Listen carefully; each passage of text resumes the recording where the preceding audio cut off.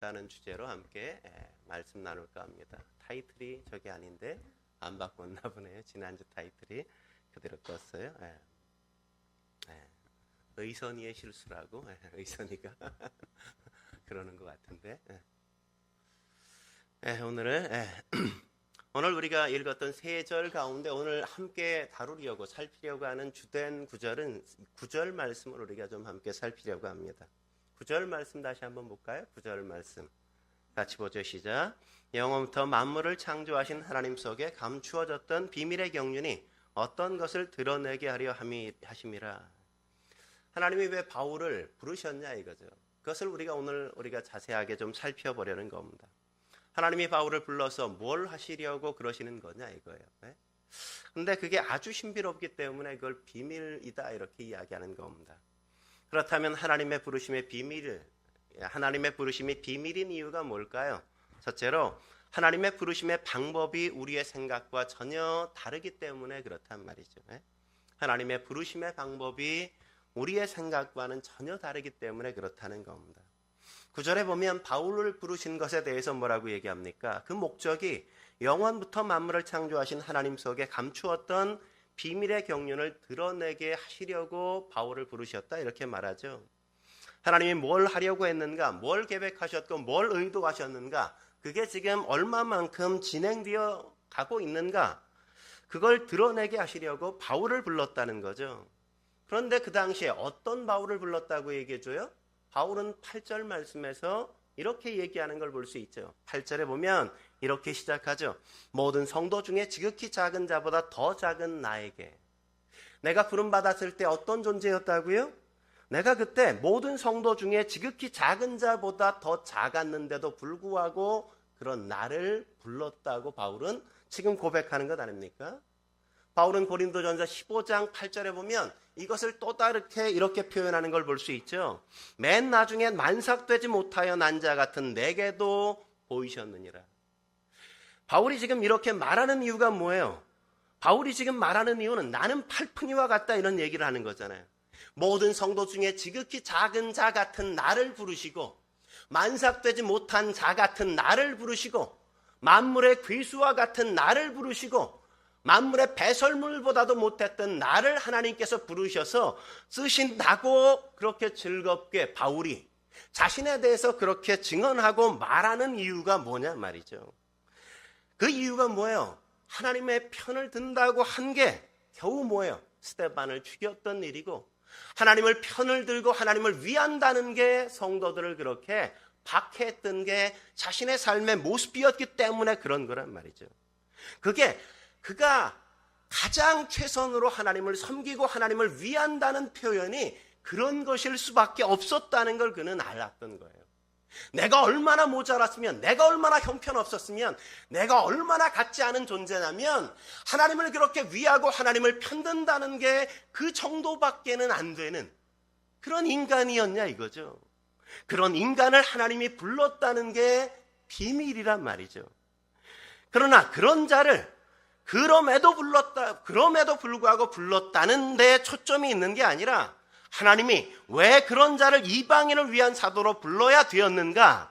그렇게 부르기로 예정된 자를 왜 그런 인생을 살게 하시고 나서야 비로소 그를 불렀냐? 여기에 초점이 있단 말이에요. 그런 인간을 왜 불렀냐가 문제가 아니라 그런 인간을 그냥 깨끗할 때 좀 부르시면, 괜찮을 때 부르시면 좋은데 그런 형편없는 인생을 다 살고 나서야 비로소 왜 그 후에야 하나님은 그를 불러서 사용하시냐 이거죠. 거기에 초점이 있다고요. 우리는 보통 야곱과 에서를 생각할 때 늘 혼돈하지 않습니까? 왜 하나님이 야곱을 부르냐? 에서를 불러야지. 여러분 그렇게 생각이 들지 않아요? 야곱이 더 괜찮아요? 에서가 더 괜찮아요? 누가 더 낫습니까? 김 권사님 누가 더 나아요? 야곱이 나요? 에서가 낫잖아요. 에서가 등치도 좋고 우람하고 생긴 것도 괜찮고 털도 많고 나가면 막 사냥해가지고 별거 다 잡아오잖아요. 야곱은 뭐예요? 겨우 가가지고 엄마 밑에서 치마폭 밑에 그냥 붙어만 있었지 할 줄 아는 게 뭐가 있어? 아무것도 없잖아. 누가 더 나아요 세상적으로? 야곱보다 에서가 훨씬 더 낫단 말이죠. 근데 성경은 뭐라고요? 그럼에도 불구하고 야곱을 불렀다고 말한다고. 야곱을. 그것도 언제 불렀다고 얘기합니까? 야곱이 에서를 제쳐놓고 야곱을 언제 불렀어요? 복중에 그가 태어나기 전부터 그를 택하시고 부르셨다고요. 그러니까 무슨 행위를 하기도 전에 그를 불렀다는 것 아니겠습니까? 그렇다면 야곱이 태어나 행동한 그 행동들은 택함의 조건이 됩니까? 아니면 택했기 때문에 그 과정을 통과시키는 겁니까? 그게 택함의 조건이에요? 아니라 그를 택했기 때문에 통과시키는 과정이란 말이죠. 그렇다면 그를 택했기 때문에 통과시키는 과정이라면 그 길이 잘못된 길일 수가 있는 걸까요? 그 길은 잘못될 수 있는 길이 결코 아니란 말이죠. 잘못될 수 없는 그 과정으로 하나님은 그를 붙드신단 말이죠. 근데 문제는 뭐예요? 우리가 인간적으로 생각할 때 그 야곱이 간 그런 인생길이 결코 괜찮아 보이지 않거든요. 결코 잘나 보이지 않거든요. 우리는 그런 인생을 원하지 않아요. 그것보다 훨씬 더 성공하고 세상이 인정하는 방식으로 그가 살아가고 그런 모습으로 존재하기를 원하잖아요. 그런 인간을 들어서 하나님께서 쓰시길 기대하고 소망하는 게 우리들의 마음 아닙니까? 근데 하나님이 그런 사람을 부르시지 않았다고요. 왜 그런 사람을 부르시지 않았어요? 하나님이 생각하는 건 우리가 생각하는 것과 같지 않기 때문이라고요. 그래서 이사야서 55장 8절에 뭐라고 얘기합니까? 이렇게 말하지 않습니까? 같이 읽어볼까요? 시작. 이는 내 생각이 너희의 생각과 다르며 내 길은 너희의 길과 다름이니라. 여호와의 말씀이니라. 우리가 생각하는 것 같이 하나님은 생각하지 않아요. 우리가 원하는 대로 하나님은 역사하시는 게 결코 아니란 말이에요. 하나님은 우리보다 훨씬 더 크게 생각하시고 우리보다 훨씬 더 놀랍게 생각하시는 분이라는 사실을 우리가 알아야 된다고요. 여러분, 우리가 이런 생각해 보십시오. 여러분이 비포장도로를 다니는 사람과 이 아스팔트를 다니는 사람들이 있다면 그 사람들이 너무 다르지 않겠습니까? 여러분, 비포장도로를 다닐 때 어떤 생각했어요? 우리도 열심히 일해서 돈 벌어서 우리도 좀 도로 포장하고 멋지게 그 길 한번 달려보자. 그런 생각하지 않았습니까? 근데 여러분, 아스팔트 길을 다니는 사람들도 이런 생각하는 경우를 요새 보잖아요. 어떤 생각해요? 누가 그 좋은 길 이렇게 아스팔트를 깔아서 이 밋밋하게 만든 거야. 걸어다니면 이 자꾸만 척추가 무리가 되잖아. 이런 생각하는 사람들이 있어요, 없어요? 여러분, 청계천 다 복귀했잖아요. 4대강 공사해놓고 또 다 지금 복원해야 된다고 지금 그러고 있잖아요. 그죠? 네? 우리는 생각할 때 뭐예요? 아스팔트 길을 다니는 게 훨씬 더 낫다고 다들 생각한단 말이죠. 그 길이 훨씬 더 좋아요. 그죠? 그러나 그 두 길을 다니는 사람이 그 길에서 뭘 깨우치는가, 뭘 깨닫고 뭘 알게 되는가는 누구도 예상할 수 있어요, 없어요? 없어요, 아무것도. 뭘 깨우치는 데는 비포장도로냐 아니면 아스팔트 길을 다니는 거냐, 그런 게 전혀 문제가 결코 아니란 말이죠. 근데 우리는 야곱의 생애를 생각하면서 야곱이 밤낮 이상한 짓거리 하고 다니니까 왜 하필 골라도 저런 인간을 골라서 하나님 쓰시냐고 우리는 자꾸만 하나님 앞에 따지지 않습니까? 근데 하나님은 뭐라고요? 그게 틀렸다고요. 그런 생각이 이미 잘못된 생각이라고요. 그게 아니라 하나님이 고르셨기 때문에 그 길을 통과하여 가는 사람에게 하나님은 무언가를 깨우치고 그를 통하여 일하시고 역사하신단 말이죠. 그게 바로 야곱의 인생이 우리에게 보여주시는 교훈이란 말이죠. 우리가 보면 밤낮 나쁜 짓만 하는 것 같은데 하나님이 거기에 두신 이유가 있고 거기서 그의 인생에게 뭔가를 가르치는 하나님의 거룩한 뜻이 있다는 걸 깨달아야 된단 말이죠. 바울은 지금 그 얘기를 하는 겁니다. 왜 이방인에게 복음을 전하기 위해 나 같은 걸 택했냐 이거죠. 왜냐하면 측량할 수 없는 하나님의 놀라우신 은혜를 표현하는 데 있어서 내가 스데반을 죽이고 그리스도인을 박해하는 그것보다 더 좋은 메시지가 없기 때문에 그렇다는 겁니다. 그렇지 않습니까? 예전에 예수 믿는 사람들 꼴도 보기 싫어서 다 잡아 죽이던 그를 가져다가 그가 지금 어떻게 하고 있어요? 예수 믿으라고 자기의 목숨 걸고 전하고 있단 말이죠. 그거보다 더 놀라운 사람이 어디 있어요? 그거보다 더 위대한 인간이 어디 있어요? 그런 사람을 부르는 것보다 더 나은 삶은 없는 거거든요. 우리는 잘 되는 사람을 들어서 하나님의 영광을 드러내야만 된다고 생각하지만, 그러나 성경은 결코 그런 게 아니라고. 하나님은 그렇게 형편없는 인생길을 걸어가는 사람이 얼마나 놀랍게 변화되어지고 그 인생이 어떻게 하나님 앞에 변화되어 쓰임받는가를 통해서 하나님의 하나님 되심을 드러내신다는 사실을 여기서 우리에게 가르쳐주는 거죠. 바울과 같은 인간도, 나 같은 존재도 하나님께서 이렇게 부르셔서 쓰셨다면 하나님은 여러분들 같은 존재는 얼마나 잘 부르셔서 얼마나 위대하게 쓰실 수 있겠냐. 주님께서 그렇게 말씀하신다고요. 한 걸음 더 나아가서 하나님의 부르심이 비밀인 이유가 뭡니까? 두 번째, 하나님의 부르심의 목표가 우리의 죄사함 그 이상이기 때문에 그렇습니다. 하나님의 부르심의 목표는 우리의 죄사함 그 이상이기 때문에 그렇단 말이죠.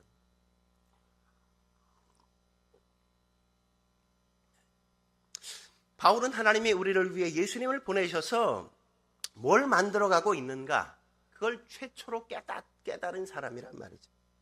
이 말이 굉장히 중요한 말이에요. 여러분, 구약의 성도들이 뭐만 봤어요? 뭐만 봤냐면 메시아가 오신다. 메시아가 오시면 우리 죄를 대속해 주시고 우리를 하나님의 자녀되게 만드실 거야. 우리를 죄로부터 구원해 주실 거야. 거기까지밖에 구약의 성도들은 보지 못했단 말이죠. 근데 바울은 언제 부름을 받죠? 예수님이 오시기 전에 부름 받아요? 예수님이 오시고 나서 부름 받았어요? 그것도 몰라요? 어쩌자는 거야? 바울은 언제 부름 받았어요? 예수님이 오시기 전이에요? 오시고 나서예요? 오시고 나서 부름을 받았잖아요. 그죠? 네. 그래서 바울이 뭘 보게 된 거예요? 구약 성도들은 오실 메시아를 바라보면서 그의 뒷모습만 바라봤다면, 바울은 예수님이 오시고 나서서 왔으니까 신약의 모든 성도와 같이 예수님이 오신 그 앞모습까지도 전부를 다 보았다는 거예요. 다 봤다는 거예요. 그게 놀라운 이야기란 말이에요. 여러분, 유대인이 왜 아직도 예수를 그렇게 인정하지 않는지 아십니까? 왜 예수를 믿지 않는 가장 큰 이유가 뭔지 아세요? 그들은 메시아가 오시면 역사가 끝난다고 생각했거든요. 메시아가 오셔서 우리의 죄에서 우리를 꺼내내 주시고 그러면 그게 역사의 마지막 사건이라고 그들은 생각했다고요. 그래서 선민 이스라엘 백성에게 고통을 주는 모든 이방인들을 그냥 한 번에 다 날려버리시고, 그리고 영원한 복락을 우리에게 주시면 그게 인류의 역사의 끝이라고 그들은 생각했어요. 근데 정작 예수님이 오셨는데 이스라엘 나라를 회복시키시지 않았어요. 우리를 인류를 죄에서 구원하시고, 그리고 그냥 예수님이 다시 돌아가신 거예요. 천국으로, 하늘로. 그래서 유대인들이 예수를 메시아로 인정하지 않았단 말이죠. 그래서 선지자 중에 하나 정도로밖에 취급하지 않습니다. 그래서 아직도 유대인들은 오실 메시아를 기대한단 말이죠. 이스라엘 나라를 회복해 주실 메시아를 아직도 기다리고 있는 거예요. 근데 바울이 지금 깨달은 게 뭐냐면, 이게 제일 중요한 거예요. 바울이 지금 뭘 깨달았어요? 하나님이 예수님을 보내서 우리를 죄에서 꺼내내 놓으시고 우리를 깨끗하게 씻으신 게 그게 끝이 아니라는 걸 이야기하는 겁니다.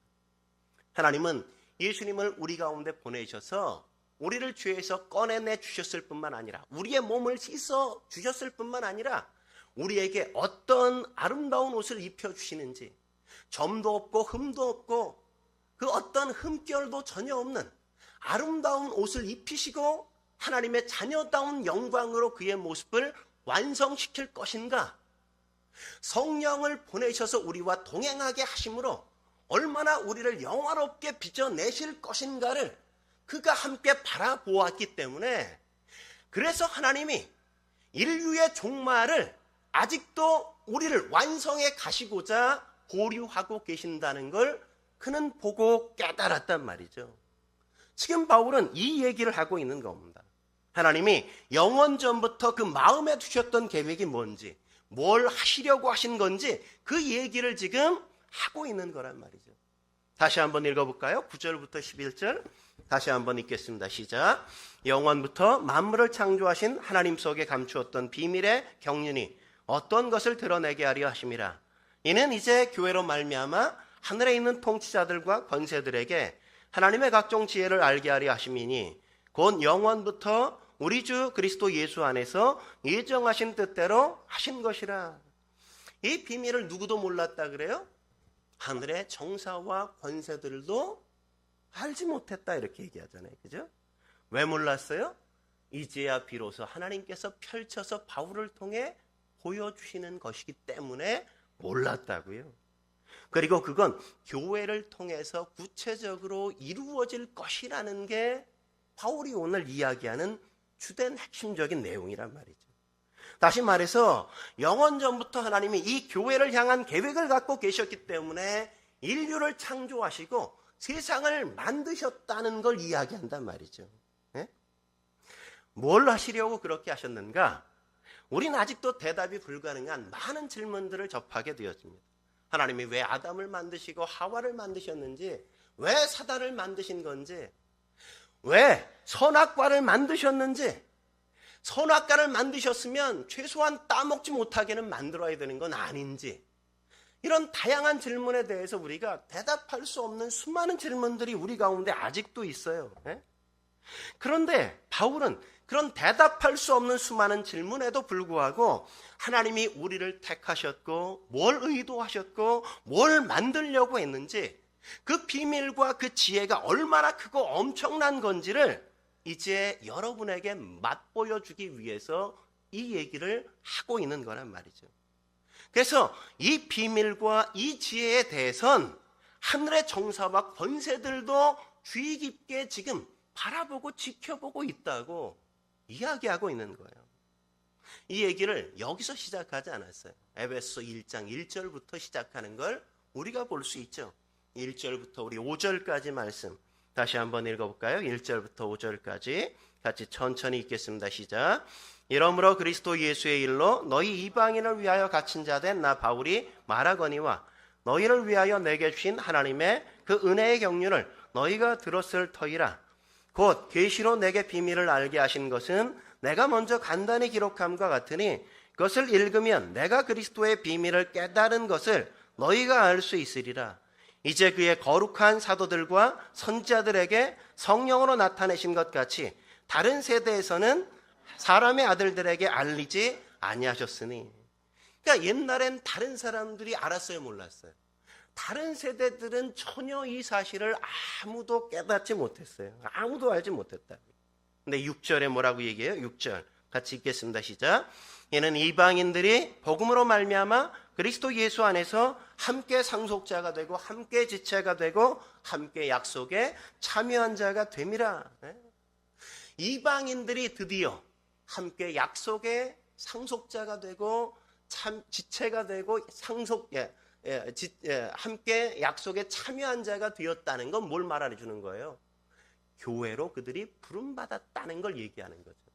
유대인뿐만 아니라 이방인들까지도 교회로 함께 부름받은 그 사실을 여기서 언급하는 거란 말이죠. 이게 아주 깊은 뜻이 있는 겁니다. 여러분, 이 문제에 대해서 다시 한번 우리가 정리해보고 볼 필요가 있는 것 같아요. 이스라엘 민족은 이렇게 생각하지 않았습니까? 하나님이 사랑하고 구원할 만한 대상은 우리밖에 없어. 그들은 그렇게 생각했단 말이죠. 그래서 자기들을 뭐라 그랬어요? 선민이라고 이렇게 얘기했잖아요. 네?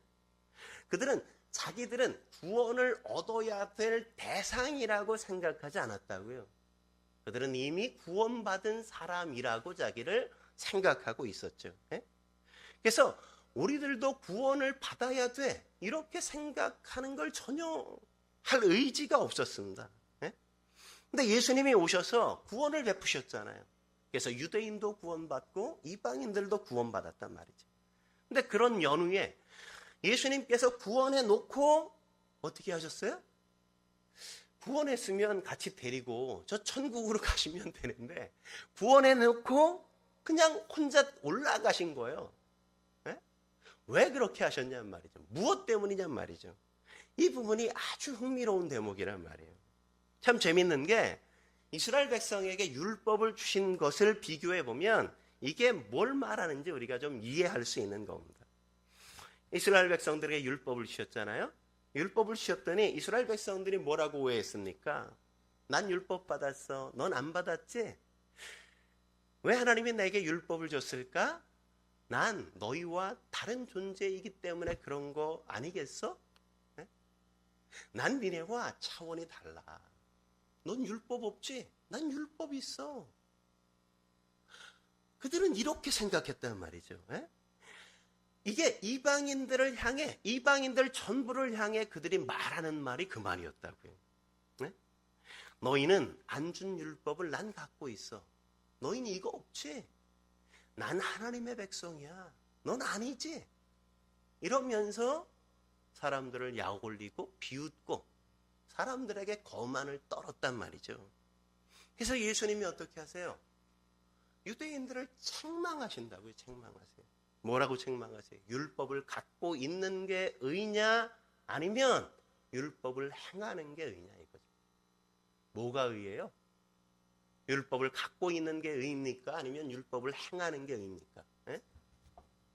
율법을 행하는 게 의잖아요. 율법을 행하는 게. 근데 고작 그들이 한 건 뭐예요? 율법을 가지고 그 율법을 고이 모셔놓고 율법에 경배만 했지 율법을 지키려고 하지 않았단 말이에요. 않았단 말이에요. 예? 여러분에게 어떤 게 의냐 이거예요. 여러분이 율법대로 살아야 여러분이 의로운 것이지 그대로 살지는 하나도 않으면서 율법만 가지고 자랑질하면 어떻게 하냐 이런 거죠. 예? 품고 있으라고 준 게 아니라고요. 자랑질하라고 준 게 아니라고요. 내 것이라고 주장하라고 준 게 아니라고요. 그건 지키라고 주셨다는 거죠. 구원의 목적은 단순히 죄를 용서해 주는 것에 그치는 게 아니라 구원받은 존재로 살아가도록 하나님께서 부름받았다는 사실을 바울은 비로소 깨달았단 말이죠. 우리를 구원하셔서 천국으로 직접 바로 데려가시지 않는 이유는 우리를 그냥 용서해 주시는 게 목적이 아니라 우리가 하나님의 자녀답게 살아내는 걸 보는 게 하나님의 기대이기 때문인 거라고요. 그래서 한 걸음 더 나아가서 하나님의 부르심의 비밀이, 하나님의 부르심이 비밀인 이유가 뭡니까? 세 번째, 하나님의 부르심의 과정이 교회에서 주님의 자녀로 빚어지기 때문이란 말이죠. 어디서 빚어져요? 교회에서 빚어진다고요. 교회를 통해서 빚어진다고요. 율법을 갖고 있는 게 의가 아니라 율법을 지키는 게 의라는 이 대목을 우리가 명확하게 이해해야 될 필요가 있어요. 우리도 마찬가지예요. 우리가 구원받았잖아요. 근데 우리가 구원받고 나서 밖에 나가 사는 게 뭡니까? 난 하나님의 자녀야. 난 구원받았어. 그렇게 외치고 다니는 것밖에 뭐하고 있어요? 그건 뭐와 같아요? 이스라엘 백성으로 치면 나 율법 갖고 있다? 이것과 다를 게 하나도 없잖아요. 난 구원받았어. 난 하나님의 자녀야. 그래서 세상이 뭘 요구하는 겁니까? 네가 하나님의 자녀라며, 내가 하나님의 백성이라며, 내가 구원받았다며. 그럼 네가 하나님의 자녀다운 게 뭔지를 보여줘야지. 하나님이 말씀이 뭐라고 말씀하시는지 그 말씀대로 너희가 살아내는 걸 내게 한번 보여줘봐. 하나님도 그거를 요구하고 세상도 우리 가운데 요구하는 게 뭐예요? 바로 그거잖아요. 네가 하나님의 백성이라고 그러면 그대로 살아봐봐. 그 모습을 나도 보고 싶다고. 근데 왜 구원받았다면서 하나님의 자녀라면서 왜 하나님의 자녀다운 건 하나도 없는 거야? 네가 나랑 다른 게 뭐야 도대체? 아무것도 없잖아. 아무것도. 지금 그 앞에 우리를 세우신단 말이죠. 그래서 그 자라나는 걸 위해서 하나님께서 우리에게 주신 게 뭐라고요?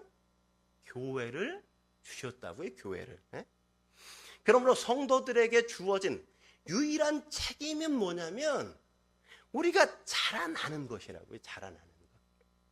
어떻게?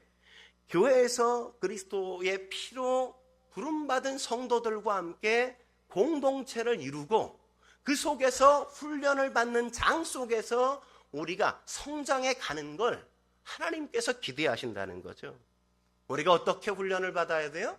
그리스도의 성품을 닮아가는 훈련을 받아야 된다는 거죠. 그리스도의 장성한 분량에까지 이르도록 우리가 성장해 가야 된다는 거죠. 그래서 우리가 그 속에서 고쳐지고 우리가 변화되어져 가야 된다는 겁니다. 그래서 마침내 하나님이 만드시고자 하시는 인간이 어떤 존재인가를 보여주어야 되는 곳이 바로 교회란 말이에요. 하나님이 얼마나 영광스러운 인간으로 우리를 창조하시고 우리를 마침내 빚어내 가시는가를 보여주는 장이 어디예요? 바로 그게 교회에서란 말이죠. 그래서 이 교회가 놀라운 축복이란 말이죠. 놀라운 은혜의 장이란 말이에요. 교회는 그냥 무시할 수 있는, 적당히 그냥 알 수 있는 그런 곳이 아니라 너무나 대단한 곳이란 말이죠. 물론 교회 안에선 절대 싸움이 없어야 한다거나 절대 갈등이 있어서 안 된다는 말이 그래서 위대하다는 게 결코 아니란 말이에요. 교회 안에서도 다툼이 있고 갈등이 있을 수밖에 없어요. 왜 그래요? 우린 마치 논산훈련소에 막 들어온 청년들처럼 세상 때가 아직도 전혀 바뀌지 않은 채로 교회 가운데 들어와 있기 때문에 그래요. 입영 영장 받아서 어쩔 수 없이 부르니까 국가에 부름받아 온 것처럼 하나님이 그냥 세상에 사는데 불러서 부르시니까 와가지고 교회에 앉아 있어서 우리 안에는 뭐가 많아요? 세상 때와 세상의 찌꺼기들이 너무너무 많단 말이죠. 그렇다고 여기서 참 불편하다고 탈영할 수 있어요? 탈영도 못해. 왜? 탈영하면 요나의 물고기가 다시금 나를 잡아와서 나를 물어다가 다시금 하나님 앞에 토해.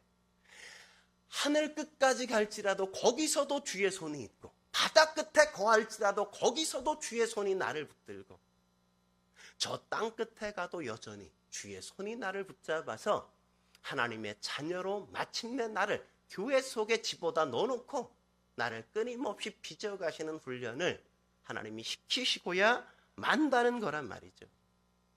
그래서 그 훈련을 위해 하나님은 교회에 적당한 시험도 주시고 적당한 어려움도 주셔서 우리를 갈등하게 만들고 다투게 만들고 때때로 어려움도 당하게 만드신단 말이에요. 그럼 그 속에서 누가 일으켜야 돼요? 넘어진 사람을 보면 아직 안 넘어진 사람이 붙들어서 일으켜 세워주고 쓰러지지 않은 사람이 붙들어져서 그를 부축혀 일으켜 세워주는 일들을 서로가 그렇게 함께 하면서 자라가는 곳이 교회여야 된다는 겁니다. 잘나서 그렇게 하는 게 아니란 말이죠. 우리가 악해서 그러는 게 아니라 물론 악해서도 때때로 교회 안에서 그럴 때가 있기도 해요. 그 사실을 부정할 수는 없어요. 근데 악하기 때문에 우리는 늘 갈등하거나 다툼하는 게 아니라 열심히 한다는 게 꼭 바울과 같아서 꼭 스데반을 죽여버리는 일을 만들고 때때로는 성도를 핍박하는 역사를 만들 때도 많다는 걸 우리는 인정해야 된다고. 나는 하나님을 위한다고 했는데 그게 어떤 사람에겐 상처가 되어져. 난 하나님을 사랑한다고 한 짓이 어떤 사람에겐 도리어 시험거리가 돼서 넘어지는 때들이 있단 말이죠. 우리는 그러면서도 물고 뜯고 그렇게 살 때가 있고 때론 서로를 편들면서 괜찮다고 보살펴주고 응원할 때가 있어요. 어떤 땐 베기도 하고 벤 사람이 또 가서 싸매어주기도 하고 싸매어준 거 상처가 다 낫기 전에 또 가가지고 그 상처에 다시금 또 상처를 내는 그런 삶이 반복되어 일어나는 곳이 어디다? 교회라고요. 그게 교회. 그러니까 교회는 참 재밌는 곳이에요. 참 재밌는 곳. 그렇게 상처를 주기도 하고 받기도 하면서 그 속에서 하나님의 사람답게 빚어져 가는 곳이 바로 교회란 말이죠. 그렇게 끊임없이 하나님이 교회 안에서 우리를 훈련하신단 말이에요. 그래서 시간이 흘러가면 흘러갈수록 우리의 신앙이 자랄 수밖에 없단 말이죠. 물론 이런 사람도 있죠. 난 하나님 떠나서 10년 정도 밖에서 살다가 이제 막 방학 끝내고 개학했어. 이런 분이 있어요, 없어요? 에? 있잖아요, 그런 사람. 에? 근데 그 사람이 꼭 뭐라 그래요? 근데 하나님이 나 가만 안 두실 것 같아, 무서워. 그 사람은 10년 논고 1년 만에 하드 트레이닝을 시켜가지고 확 바꿔놓는 걸 우리가 보잖아요. 에? 그렇게 급격한 변화를 일으킬 때가 있단 말이죠. 에? 그러니까 하나님에게 의미 없는 시간이란 있다 없다? 없다고요. 하나님 앞에는 의미 없는 시간이란 없어요. 이게 교회의 신비란 말이죠. 하나님은 그래서 교회를 허락하신 겁니다. 교회 안에서 우리를 닦이면서 우리가 커가게 만든다고요. 그 속에서 우리가 인내하게 만들고 절제하게 만들고 용서하게 만들고 사랑하게 만들고 하나님의 성품을 하나하나 습득해 가게 빚어가시고 만들어 가신단 말이죠. 남이 실수하는 걸 보면서 내가 누구인지를 그를 통해서 보게도 하시고 다른 사람을 용서하면서 용서하는 그 기쁨이 얼마나 큰 것인지도 함께 경험하면서 내가 이런 기쁨을 앞으로도 결코 놓지 않으리라 그런 다짐도 하게 만든다고요. 근데 내일이 되면 그 모든 걸 다 홀딱 까먹고 내일도 똑같이 또 시험을 드는 게 우리들의 삶의 모습이란 말이죠. 교회에선 우린 그렇게 사람들이 변해가는 걸 보는 거란 말이죠. 다른 사람만 변하는 게 아니라 나도 변해가는 걸 보는 겁니다. 제가 만난 어떤 분은 그래서 이젠 지고만 다닌대요. 지고만 다닌대요. 살면서 지고만 다닌대요. 옛날엔 지는 꼴을 못 봤어요. 아내에게도 안 지고 자식에게도 져본 역사가 없어. 지는 건 견딜 수 없어. 그래서 한 번도 안 졌는데 이제는 져주기로 한 거예요. 져주기로 한 거예요. 그냥 뭔가 의견이 대립돼도 그냥 져주고 팔씨름해도 져주고 탁구를 쳐도 져주고 뭐든지 하면 그냥 져주기로 한 거예요.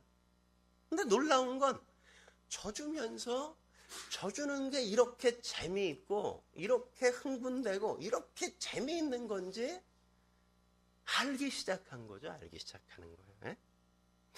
예수 믿는 사람이 누리는 그 평안과 기쁨은 너무나 이상한 거란 말이죠. 예전에는 이겨야 그 감격 속에서 기뻐하고 즐거워하고 만족했는데 이제는 지는 것 속에서 베푸는 것 속에서 그를 위해 포기하는 것 속에서 그 속에서 내가 기쁘고 행복하고 즐겁고 그런 것들을 깨닫기 시작해 간다고요. 내가 큰 교회에서 사역하면서 깨달은 게 그런 겁니다. 이 세상에서 가장 잘 대접받는 사람 가운데 아마 저는 목사도 그 가운데 포함된다고 생각해요. 뭐 담임 목사는 더더욱 그렇겠죠. 큰 교회 담임 목사님 같은 경우는. 근데 얼마나 잘 대접받아요. 이제 목사님들이 다니면서 뭐 세상에 좋은 건 다 그냥 성도들이 다 그냥 좋은 거 다 대접하잖아요. 성도를 만나면 그냥 못 대접해서 성도님들이 그냥 뭐 안달이시잖아요. 저도 그냥 지나가는 우리 청년들에게 야 우리 한번 좀 밥 먹어야지 그러면 청년이 늘 그래. 목사님 언제 시간 되세요? 뭐 좋아하세요? 늘 묻는 게 그런 거였어요. 그런 거. 근데 여러분 생각해 보세요. 그런 대접을 받는 목사가 조마조마해요. 그렇게 대접하는 성도가 조마조마해요. 누가 조마조마하죠? 목사가 이번엔 저 성도가 뭘 사줄까 막 조마조마할까요? 아니면 성도가 뭘 사드려야 목사님이 좋아하시지? 막 조마조마할까요? 성도가 조마조마한다고요.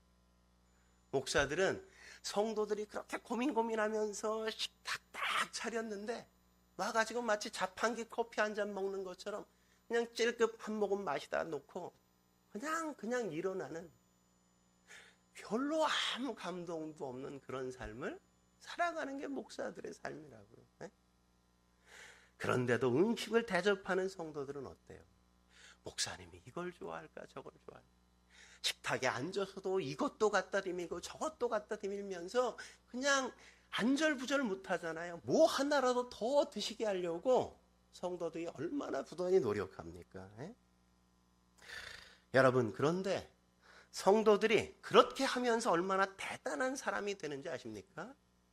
남에게 내가 무상으로 꺼내놓고 대접하고도 그렇게 사랑을 다하면서까지 언제나 조마조마한 인생을 살아가는 존재로 바뀐다고요.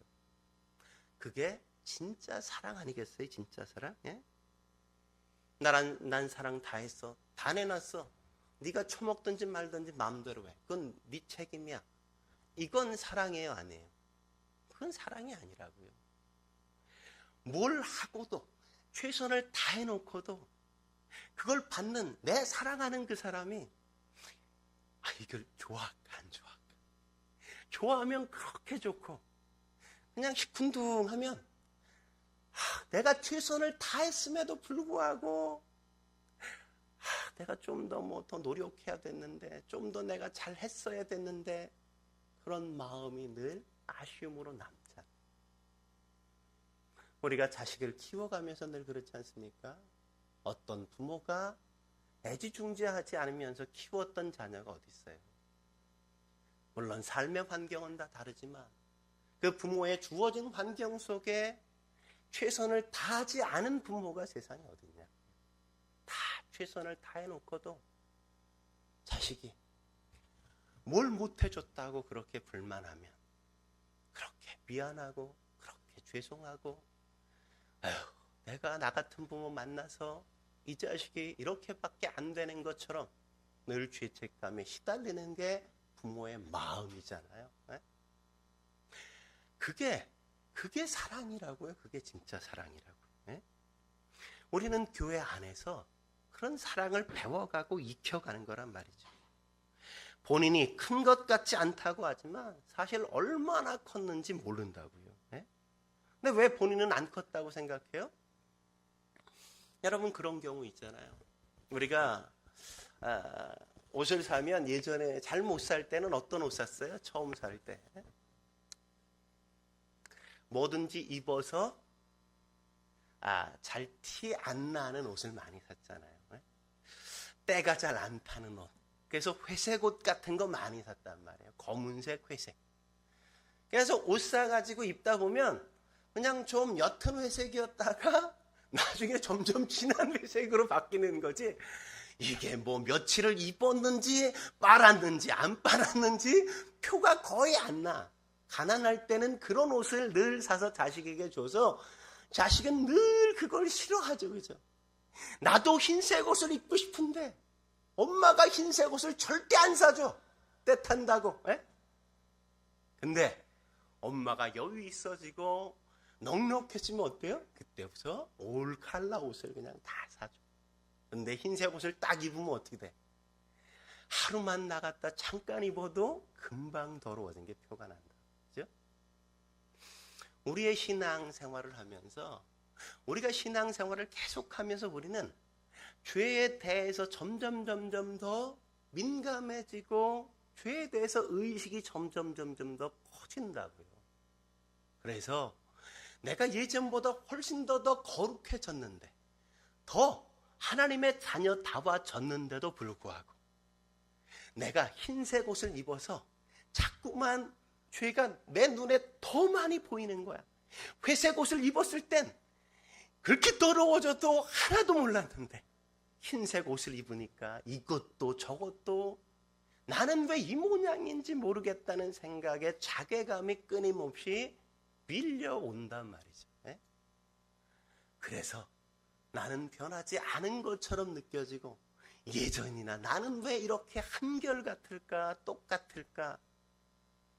그런 생각을 하면서 자책하며 살 때가 참 많단 말이죠. 예전엔 팡팡 놀아도 한 번도 죄책감이 없었어. 근데 지금은 왠지 주일날 낮잠을 자고 주일 예배를 빠지면 이러면 안 되는데, 이런 죄의식이 확 일잖아요. 그죠? 예전엔 뭐 그냥 마음대로 했던 일들을 지금은 하나님 앞에 죄송한데 막 이러면서 할 때가 얼마나 우린 그러면서 살아간다고요. 그러면서. 그게 뭐예요? 내가 그만큼 성장하고 그만큼 성숙해 갔다는 증거란 말이죠. 증거. 교회가 얼마나 놀라운 것인지 여러분이 바르게 아셔야 돼요. 우리가 얼마나 놀라운 구원을 받았고, 우리가 얼마나 놀라운 곳에서 하나님이 우리를 다듬어 가시고 빚어 가시는지, 그 현장에 있는 게 얼마나 거대한 축복인지 우리가 깨달아야만 합니다. 그래야 하나님 앞에 기꺼이 즐거이 그분이 나를 마음대로 다듬으시고 빚어 가실 수 있게 만드시는 겁니다. 토기장이 그 손에 그 진흙이 자유롭게 나를 놔주는 것처럼, 놔드리는 것처럼 우리도 그렇게 나를 마음껏 주님이 빚으시도록 교회 속에 나를 자유롭게 던져놓고, 그 속에서 어떤 경우에도 내가 하나님의 교회 속에서 게으름이나 나태함에 빠지지 않으리라 다짐할 때 하나님이 우리를 빚어가시는 거예요.